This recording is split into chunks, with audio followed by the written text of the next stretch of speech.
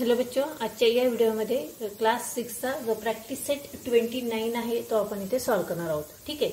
तर बघा, त्यातील फर्स्ट क्वेश्चन आहे, if 20 metres of cloth cost ₹3600, find the cost of 60 metre of cloth. बघा इथे काय म्हटलंय की 20 मीटर क्लॉथची आपल्याला किंमत दिलेली आहे. तर ती किती आहे? ₹3600 म्हणजे 3600 रुपये. 20 मीटर कापडाची किंमत 3600 रुपये आहे. तर आपल्याला 16 मीटर कापडाची किंमत इथे काढायची आहे. क्लॉथ म्हणजे कापड. ठीक आहे. तर आपण अगोदर सोल्युशन इथे लिहून घेऊया की the cost of 20 metre of cloth is ₹3600. ठीक आहे. Therefore the cost of 1 metre of cloth. आता आपल्याला काय करायचं आहे? अगोदर 20 मीटर कपड्याची किंमत आपल्याला दिलेली आहे 3600 रुपये. आता आपल्याला अगोदर 1 मीटर कपड्याची किंमत इथे काढून घ्यायची आहे. तर ती आपण कशा पद्धतीने काढणार? बघा, the cost of 1 metre cloth is equal to 3600 divide by 20.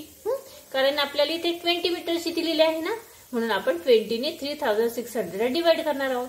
मग 3600 ला जर आपण 20 ने डिवाइड केलं तर आन्सर किती येतं आपलं? 180 रुपीज. कसं बघा, 3600 डिवाइड बाय 20 गेले आपण, 0 गेला 0 गेला, 2 1 जा 2, 2 1 जा 2, इथे 1 राहिला, 2 8 जा 16 आणि हा 0, 180. ठीक आहे. मग 1 मीटर कपड्याची किंमत किती आली? 1 मीटर क्लॉथची किंमत आली ₹180.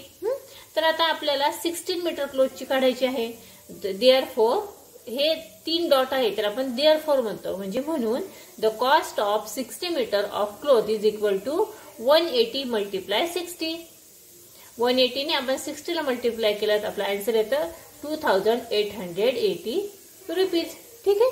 The cost of 60 metre of cloth is ₹2880.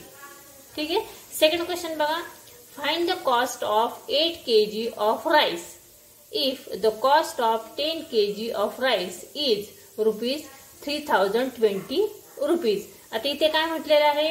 आता 8 किलो तांदळाची किंमत आपल्याला काढायची आहे. आपल्याला काय दिलेलं आहे? 10 किलो तांदळाची किंमत आपल्याला दिलेली आहे. ती किती आहे? 325 रुपये. ठीक आहे. मग the cost of 10 kg of rice is equal to ₹320. मग आता आपण 10 kg चे दिलेलं आहे, आपण अगोदर 1 kg ची काढून घेऊया. 1 kg ची कशा पद्धतीने काढणार? बघा, therefore the cost of 1 kg of rice is equal to ₹3020 divide by 10. म्हणजे आपल्याला 325 दिलेला आहे. 325 भागिले किती करणार? 10 करणार. ठीक आहे. 325 ला आपण 10 ने डिवाइड केल्यानंतर आपला आन्सर येतं 32.50. कशा पद्धतीने आलं बघा, 325 डिवाइड बाय 10. ठीक आहे. 5 2 जा 10, इथे 5 36 म्हणजे 5 6 जा 30. आता आपले इथे 2 राहिलेत, 5 5 जा 20. त्यानंतर आता इथे 65 राहिले आपले. आता 65 ला आपण 2 ने डिवाइड करणार. 2 1 जा 2, 2 3 जा 6. आता इथे किती आहे? 5 आहे, म्हणजे 2 2 जा 4. ह्यातनं किती राहिले आपले? 1 राहिला. मग आपण पॉइंट देऊन काय करणार? इथे 1 करणार, म्हणजे ते किती आले? 50 पैसे आले. ठीक आहे. म्हणजे 32.50 हे आपलं आन्सर आलं. म्हणून आपली 1 kg राईसची किंमत झाली 32.50. The cost of 8 kg of rice is equal to 32.50 multiply 8. कारण 8 kg ची काढायची आपल्याला, म्हणून 32.50 मल्टिप्लाय 8 केल्यानंतर आपला आन्सर येतं 260 रुपीज. ठीक आहे. The cost of 8 kg of rice is ₹260. त्यानंतर थर्ड क्वेश्चन आहे, इफ 14 चेअर्स कॉस्ट ₹5992. 14 चेअर्सची किंमत किती आहे? 14 चेअर्स म्हणजे 14 खुर्च्यांची किंमत आहे 5992 रुपये. How much will have to be paid for 12 chairs. जर आपण 12 चेअर्स म्हणजे 12 खुर्च्या जर घेतल्या तर आपण किती रुपये त्याला पेड करणार? ठीक आहे. आता आपण इथे काय करायचं आहे? बघा, the cost of 40 chairs is equal to किती आले? 5992. हे आपण अगोदर इथे लिहून घेऊया. त्यानंतर आता आपण अगोदर 1 चेअरची किंमत काढूया. Therefore, the cost of 1 chair is equal to 5,992 divided by 14. ते केल्यानंतर आपला आन्सर येतो 428. म्हणजे आपले 1 चेअरची किंमत किती आली? 428. त्यानंतर आपल्याला 12 चेअरची काढायची आहे, म्हणून therefore the cost of 12 chairs is equal to 428 multiplied 12 is equal to 5,136. यांचं मल्टिप्लिकेशन केल्यावर आपला आन्सर येतो 5,136. ठीक आहे. म्हणजे 12 चेअर्स जर आपण घेतल्या तर आपण किती रुपीज पेड करणार? Rupees 5,136 have to be paid. ठीक आहे. 4th नंबरचा क्वेश्चन बघूया. The weight of 30 boxes is 6 kg. What is the weight of 1,080 such boxes? 30 बॉक्सेसचं जे वजन आहे ते किती आहे? 6 किलो आहे, 6 kg.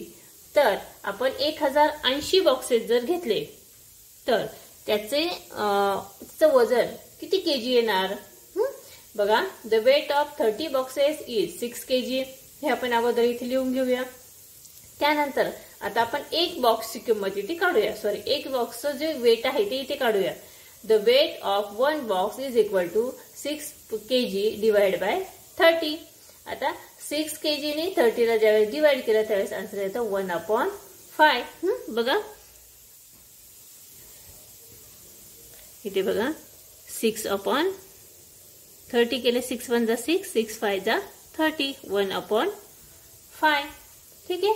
म्हणजे 1/5 म्हणजे half KG.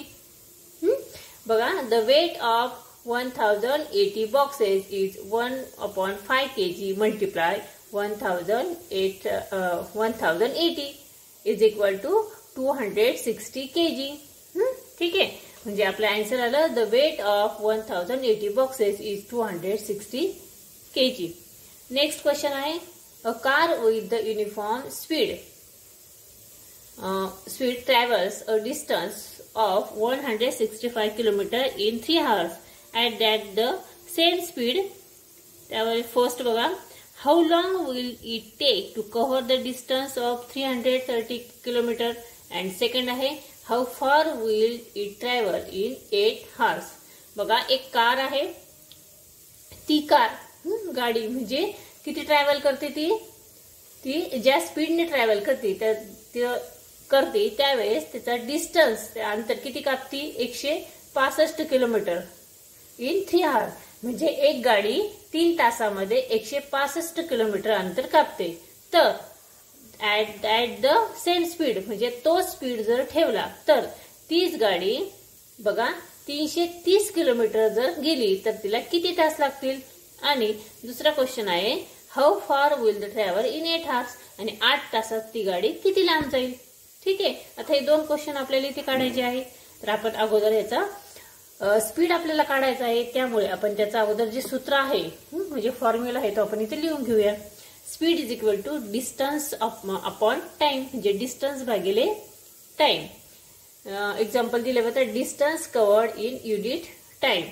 The car travel 165 kilometre in 3 hours. ती एक गाडी कार जी आहे ती 165 किलोमीटर जाते 3 तासात. मग 1 तासात किती जाणार ते आपण इथे काढूया. बघा, 1 तासामध्ये म्हणजे therefore in 1 hour the car travels 165 kilometre divide by 3. 165 ला 3 ने डिवाइड केलं आन्सर येतं 55 kilometre. The speed of the car is 55 kilometre. ठीक आहे. म्हणजे एका तासामध्ये ती किती किलोमीटर जाते? 55 किलोमीटर जाते. आता आपलं क्वेश्चन काय आहे? ती 330 किलोमीटर गाडी जाणार आहे, म्हणजे त्याला किती तास लागणार? तर बघा, फर्स्ट क्वेश्चनचा आन्सर आहे, the car takes 1 hour to travel 55 kilometres to cover a distance of 330 kilometres. The car will take 330 divide by 55. 330 किलोमीटरला आपण 55 ने डिवाइड केल्यानंतर आपला आन्सर येतं 6 hours. म्हणजे ती गाडी 330 किलोमीटर जाण्यासाठी तिला किती तास लागतील? 6 तास लागतील. आणि दुसरा क्वेश्चन आहे, the car will travels 55 kilometre in 1 hour दुसरा क्वेश्चन आहे की 8 तासात ती गाडी किती किलोमीटर जाते. मग 1 तासात जर 55 किलोमीटर जाते तर ती 8 तासामध्ये किती जाणार. 55 मल्टिप्लाय 8. आपला आन्सर येतं 440 किलोमीटर इन 8 आवर्स. ठीक आहे. म्हणजे फर्स्टचा आन्सर येतं 6 आवर आणि सेकंडचा आन्सर येतं 440 किलोमीटर. ठीक आहे. तर आता या पुढील जी क्वेश्चन्स आहेत ती आपण नेक्स्ट व्हिडिओमध्ये इथे बघणार आहोत, कारण व्हिडिओ आपला हा खूप मोठा होईल आणि हे जे एक्झाम्पल सोडवायला फार कंटाळा येऊ नये म्हणून आपण हे स्टेप बाय स्टेप ही सर्व एक्झाम्पल्स इथे घेत आहोत. ठीक आहे. पुन्हा भेटूया पुढच्या व्हिडिओमध्ये.